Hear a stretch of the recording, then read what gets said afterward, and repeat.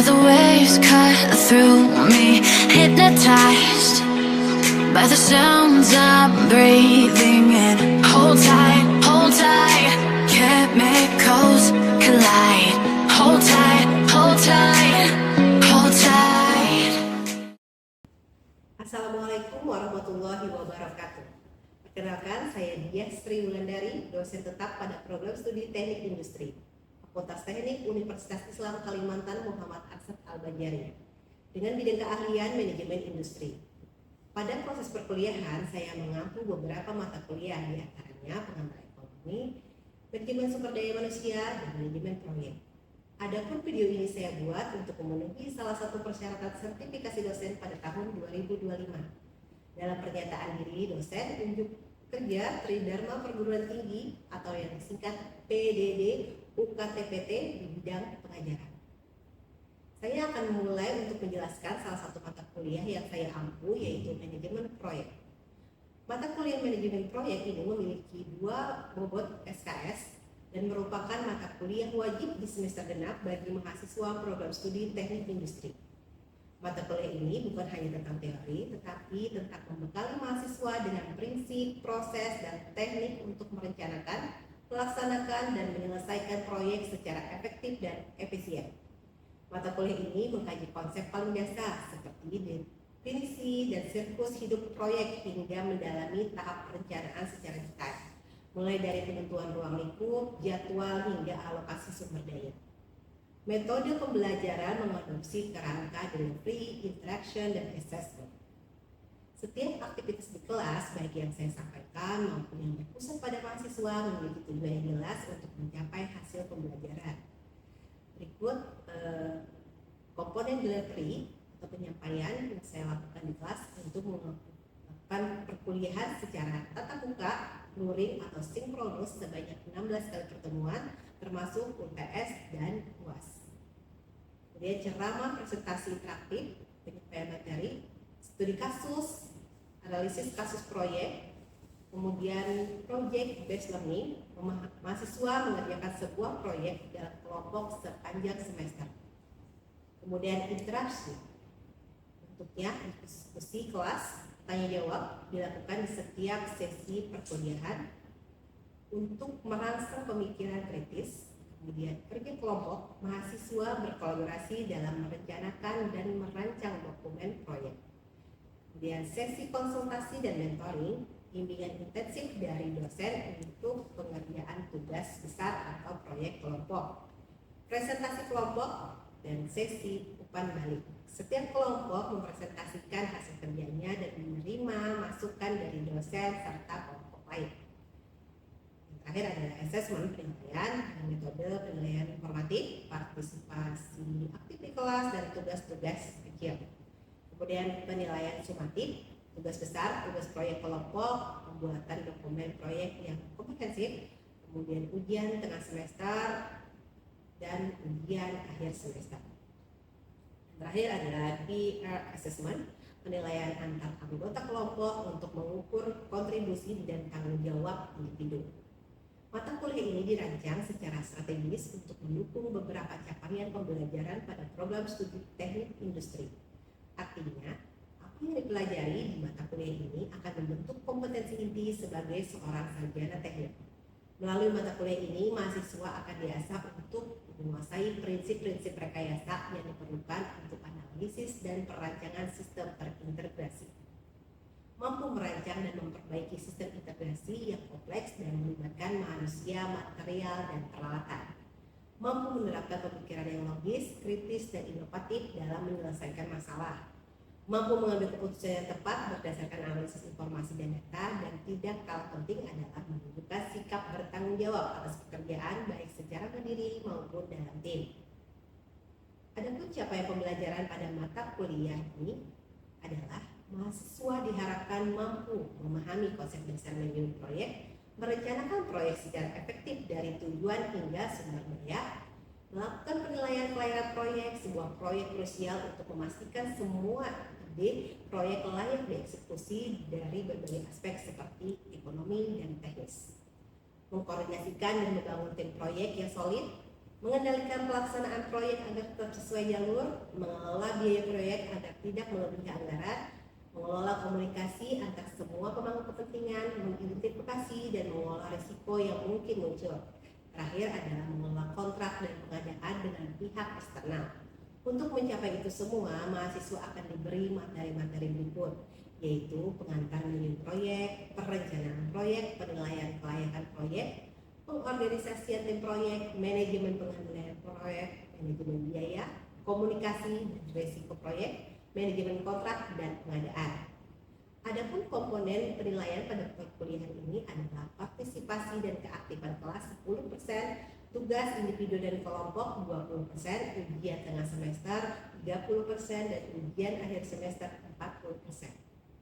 Berikut adalah video proses pembelajaran yang diambil dari salah satu pertemuan, yaitu pertemuan ke-6 dengan membahas materi perkuliahan mengenai penilaian kelayakan proyek melalui analisis kelayakan proyek. Selamat menyaksikan. Assalamualaikum warahmatullahi wabarakatuh. Selamat pagi semuanya. Hari ini kita mulai perkuliahan manajemen proyek. Apa kabar? Silakan mengisi absen di sianya masing-masing. Hari ini Ibu mengajar manajemen proyek atau pertemuan ke-6. Manajemen proyek ini adalah capaian pembelajaran mata kuliah manajemen proyek. Yang pertama adalah mampu merencanakan konsep dasar manajemen proyek, mampu merencanakan proyek secara efektif, melakukan penilaian kelayakan proyek. Hari ini temanya adalah kelayakan proyek. Jadi kita akan membahas tentang analisis kelayakan proyek. Hari ini tentang analisis kelayakan proyek. Kemarin minggu kemarin ada tugas bikin proyek ya. Jadi di sesi terakhir bisa dipresentasikan satu kelompok mengenai tugasnya. Ya. Apa itu analisis kelayakan proyek? Sebelumnya ada yang pernah familiar dengan analisis, kata-kata analisis? Metode untuk menilai apakah suatu ide proyek layak untuk dilaksanakan atau tidak. Layaknya dari mana? Jadi kita harus tahu dulu ya. Kita analisis dulu sebelum kalian menjalankan proyek. Kemudian tujuannya pasti untuk membuat pilihan antara metode alternatif dengan proyek dengan sumber daya yang terbatas. Pastinya kalau ada pilihan proyek, kita bisa menganalisis yang mana kiranya yang lebih baik, efektif dan efisien. Jadi prinsip utama, proyek diterima jika manfaat yang diperoleh lebih besar dari biaya yang dikeluarkan. Jadi kita kalau proyek pasti ingin untung ya. Makanya kalau misalnya suatu proyek itu perlu dianalisis itu karena tahapan krusial penilaian proyek. Dan proyek itu biasanya di akhir ya, namanya evaluasi ya, layak atau tidak ya. Tapi ternyata penilaian proyek dilakukan secara bertahap. Lebih bagusnya memang bertahap. Secara materi juga seperti itu. Jadi ada pertama evaluasi pra-proyek. Jadi sebelum proyek jalan, kita nilai dulu kelayakan ide sebelum proyek dieksekusi. Jadi kalian sebelum bikin proyek, sebelumnya kemarin sudah dihitung-hitung nggak anggaran segala macam yang kemarin bikin? Harus dihitung dulu kira-kira modelnya berapa. Kemudian ini layak ada kita juga. Kemudian evaluasi pertengahan proyek. Karena bisa jadi di pertengahan proyek nanti sudah jalan ternyata ada miss atau ada sesuatu hal yang tidak diinginkan. Untuk memantau kemajuan proyek itu ada evaluasi pertengahan proyek. Kemudian yang pasti kalau evaluasi kan di akhir ya, evaluasi pasca proyek. Nah itu tujuannya adalah untuk menilai keberhasilan proyek atau nantinya kita akan dapat merekomendasikan apakah proyek ini kita akan jalankan lagi tahun berikutnya atau proyek ini gagal ternyata. Jadi kita harus menjalankan proyek yang lain. Kita tinggalkan proyek ini kayaknya nggak bagus gitu seperti itu. Jadi evaluasi di akhir selesainya di pasca proyek. Jadi ada 3 evaluasi. Jadi kalau kalian mengevaluasi di akhir aja, itu tentu baik ya. Kemudian aspek-aspek kunci penilaian, ada teknis, teknologi, lokasi, alat apa yang digunakan, inovasi apa yang baru ya. Kemudian secara ekonomi, dampak positif proyek terhadap masyarakat. Dampaknya apa? Atau banyak merugikan masyarakat kan proyek kalian? Misalnya kalian punya proyek pembangunan gedung misalnya, tapi kalian nggak memikirkan bagaimana orang-orang yang tinggal di samping-samping itu. Itu dampak ekonominya ya, ada masyarakat luas.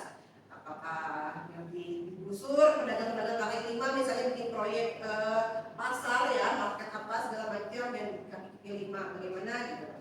Jadi harus dipikirkan juga. Kemudian hukum dan regulasi, kepatuhan terhadap semua peraturan yang berlaku. Pastinya kalau misalnya proyek besar itu pasti harus ada izin ya, izin dan segala macam itu memang harus sesuai dengan hukum yang berlaku. Kemudian finansial, fokus utama proyek adalah berorientasi langsung. Kembali lagi dari ibu tadi, kita proyek pasti ingin nambah keuntungan, menghasilkan dengan tenaga yang seminimal mungkin, dengan SDA yang hemat, misalnya orangnya nggak terlalu banyak, kemudian menghasilkan uang yang banyak, itu pasti tujuan proyek seperti itu. Selain efektif dan efisien tadi. Sampai di sini sebelum panjang menjelaskan, ada yang ingin ditanya dulu? Belum? Boleh juga ya. Kemudian kelayakan teknis, lokasi strategis, sediaan bahan baku, kemudian akses pasar, tenaga kerja. Misalnya kalian tadi usaha tepung, apakah beras melimpah di daerah kita? Melimpah. Kalian bikin tepung beras, ya sesuai nggak lokasi dan di daerah kalian dekat-dekat kita banyak sawah-sawah ya, di daerah apalagi daerah gambut sana banyak, atau di daerah mana nih kita ke Batola ya, daerah Batola juga banyak. Artinya masih lokasi strategis masih bisa ya, karena kesediaan bahan baku banyak, misalnya kita bikin tepung beras tadi.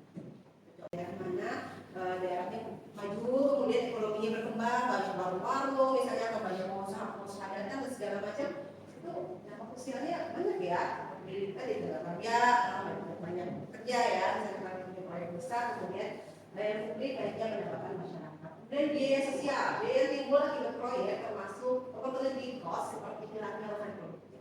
Ini banyak sekali, khususnya di Kalimantan ya, banyak sekali ya. Jadi hilangnya lahan produktif tadi. Dibikin proyek-proyek besar yang cenderung kadang tidak bertanggung jawab ya. Alat yang digunakan, alat produktif yang digunakan untuk menambang tadi semuanya bolong-bolong. Jadi air yang dari hujan dari atas dari gunung itu langsung ke tiba-tiba banjir ya? Banjir ya. Beberapa tahun belakangan ya itu banjirnya lumayan ya, lumayan besar. Dia harus diukur untuk kelayakan ekonomi yang bermanfaat sosialnya bagi masyarakatnya, juga biaya sosial untuk tadi lahan-lahan produktif yang digunakan untuk proyek tersebut. Kemudian kelayakan hukum dan regulasi. Nah, memastikan proyek tidak bertentangan.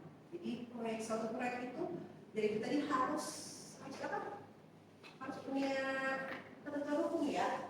Jadi maupun perizinan atau izin khusus atau kepatuhan. Jadi yang pertama memang kalau apalagi proyek-proyek besar itu perizinan itu harus nomor satu. Karena bisa jadi di tengah jalan tiba-tiba kalian ada pelaporan masyarakat atau ada yang melaporkan kalian nggak punya izin resmi.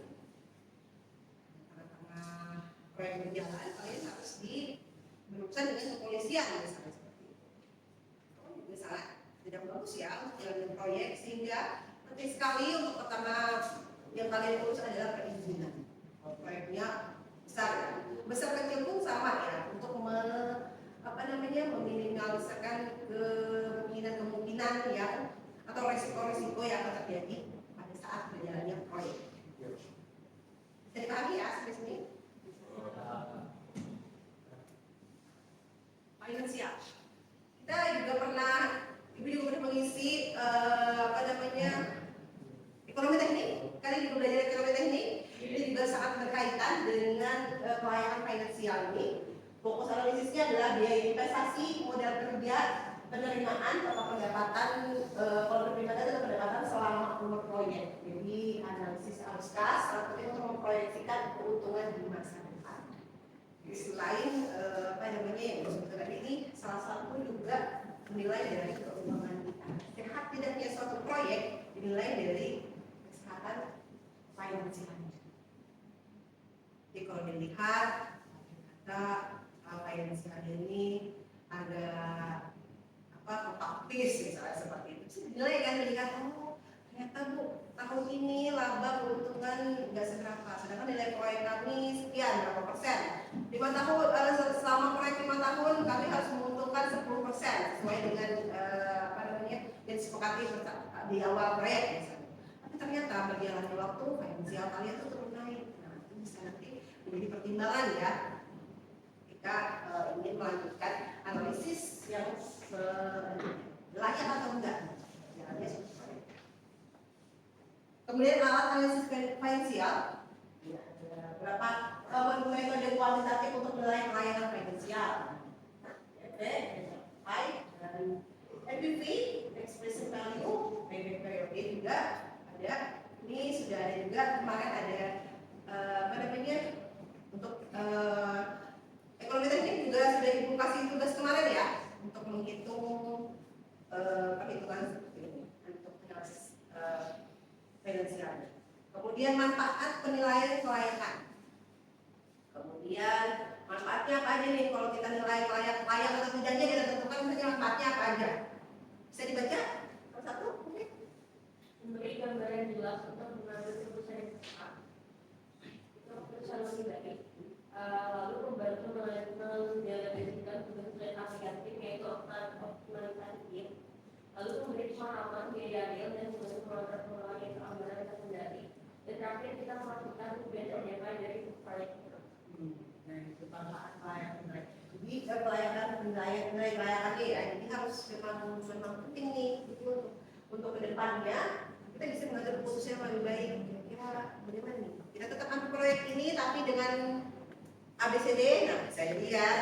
Atau juga kita harus mengoptimalkan tim. Jadi timnya kemarin cuma berlima, kita harus kayaknya ada tim satu lagi, misalnya tim IT untuk melengkapi tim kita, misalnya seperti itu. Kemudian tujuannya adalah pasti memaksimalkan manfaat bersih baik investor maupun masyarakat luas. Ini salah satu manfaat dari kita mengukur yang namanya analisis pelayanan proyek. Layak tidaknya proyek ini kita jalankan. Silakan kalau ada yang ditanyakan. Dulu. Ya. Perkenalkan nama saya Dian. Saya ingin bertanya, jika kan katanya tuh kalau punya usaha tuh perlu izin dari pemerintah loh. Ya. Nah, jadi sistem izin daftarnya itu kayak gimana lu? Apa yang perlu dilakukan gitu? Nah, sekian terima kasih. Jadi kalau misalnya di perizinan tuh macam-macam usaha kalian dulu. Jadi kalau usaha kalian kecil, masih kecil, misalnya usaha makanan ya dicontohkan, mungkin kalian bisa mengurus namanya nomor induk bisnis dulu, NIB dulu. Jadi itu pendaftarannya sekarang gratis. Nah, jadi nggak perlu harus kemana, mungkin ada surat keterangan RT aja untuk kalian buka usaha aja tersebut. Tapi kalau misalnya usahanya besar Bu, apa yang harus saya lakukan pertama kali? Berarti kalian harus bikin CP, PT, atau kalian usahanya sebesar apa? Pertama usahanya dulu ya, harus kenalin dulu. Usaha kecil kah?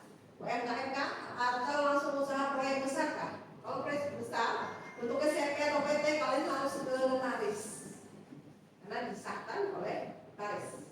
Jadi berurusannya kebanyakan ke notaris. Kalian juga mendaftarnya juga di pemerintahan, tapi biasanya notaris sudah memisahkan. Kalau itu bentuknya CP dan PT. Tapi kalau kalian usahanya masih UMKM, berarti kalian yang mau asal melakukan adalah daftar nomor induk berusaha. Nah, ininya nanti terdaftar. Misalnya siapa? Misalnya dia punya usaha, mendaftarkan NIB, nanti di pajak juga akan kelihatan ada NIB.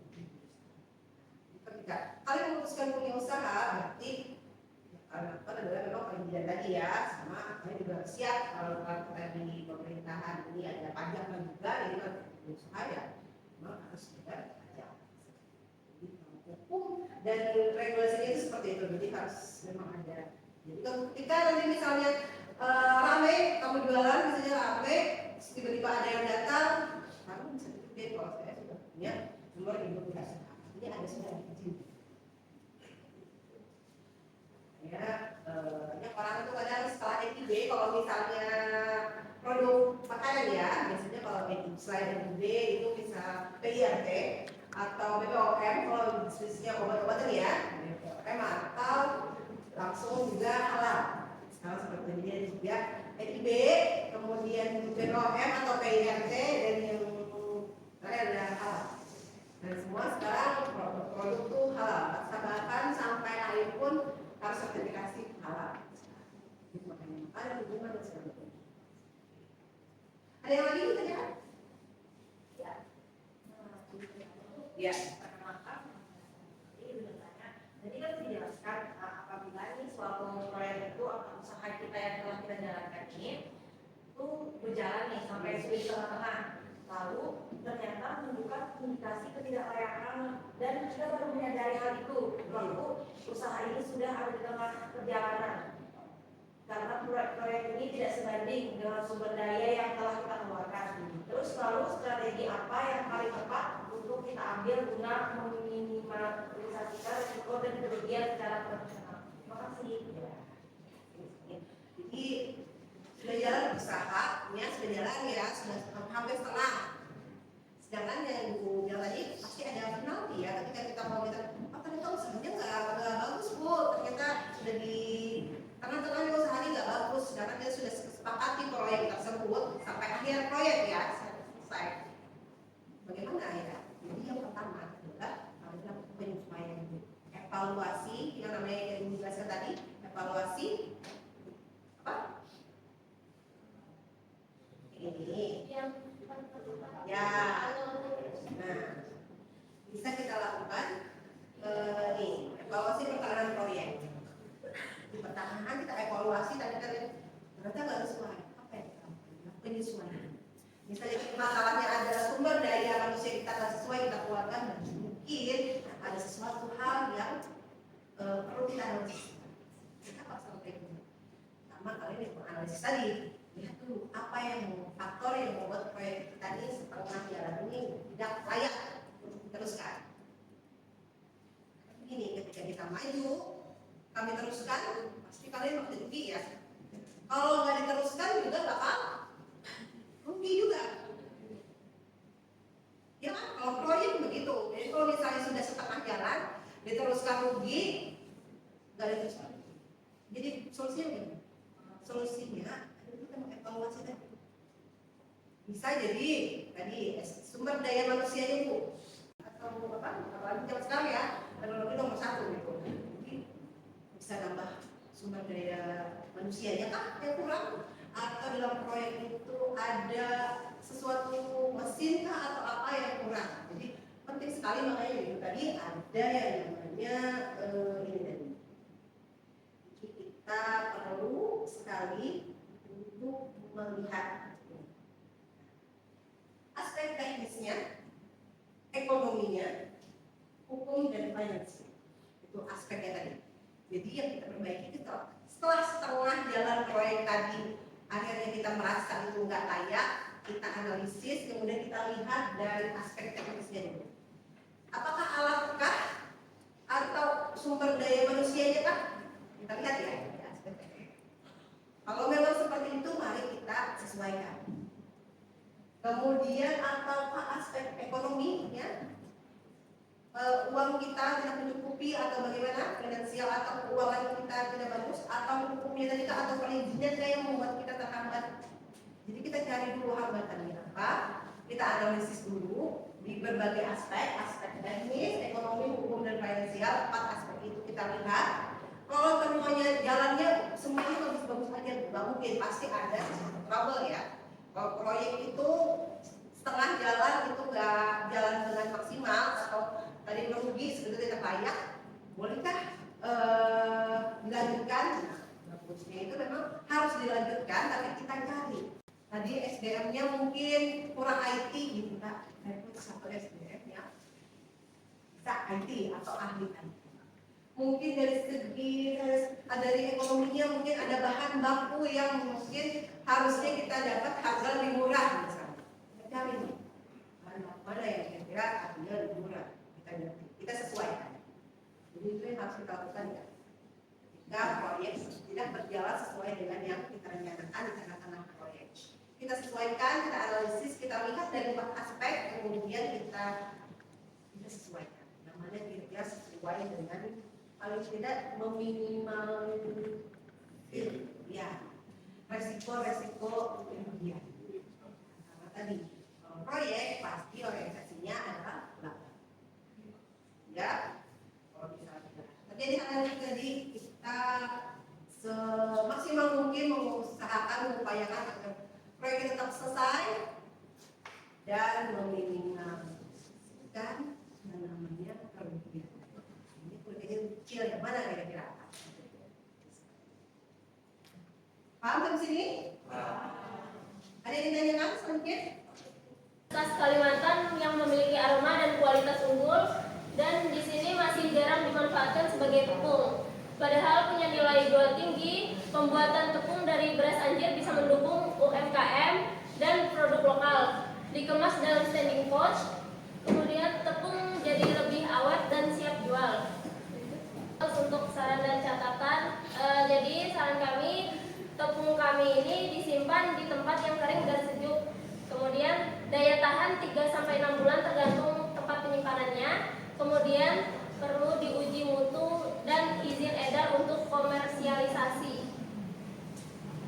Ya, sekian dari kami. Terima kasih.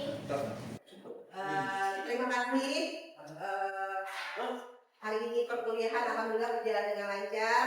Terima kasih tadi diskusinya, kemudian presentasinya, produk-produknya juga sangat menarik. Mudah-mudahan memenuhi dari capaian pembelajaran kita, memenuhi kalian mampu akhirnya menganalisis kelayakan bisnis yang layak atau tidak. Kalian sudah memahami dan mampu menganalisis.